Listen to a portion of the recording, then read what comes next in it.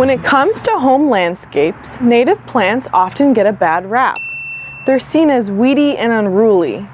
But the truth is, whether you're interested in a more natural look or an ornamental garden, native flowers, shrubs, and grasses are a perfect fit. It's all in the design. There are 4 primary things to keep in mind when designing your pollinator-friendly garden or landscape: height, texture, color, and bloom time.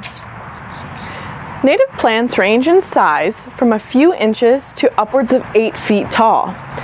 To give each plant the attention that it deserves, place the tallest species in back and shorter ones around the edge of your planting area. Many prairie plants, particularly the ones that thrive in sunny areas, have wispy blades and feathery foliage.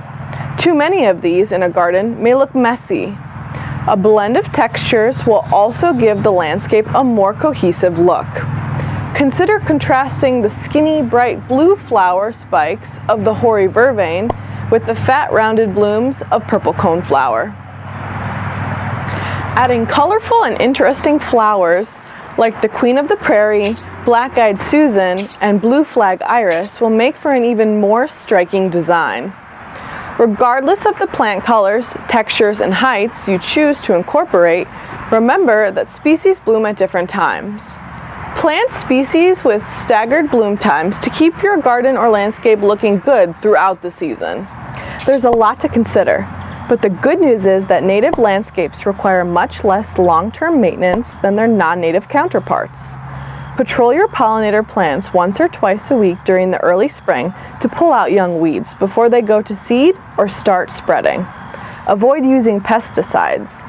These chemicals are washed into nearby waterways during rainstorms, where they lower water quality and harm aquatic life. And be sure you don't overwater your garden or landscape.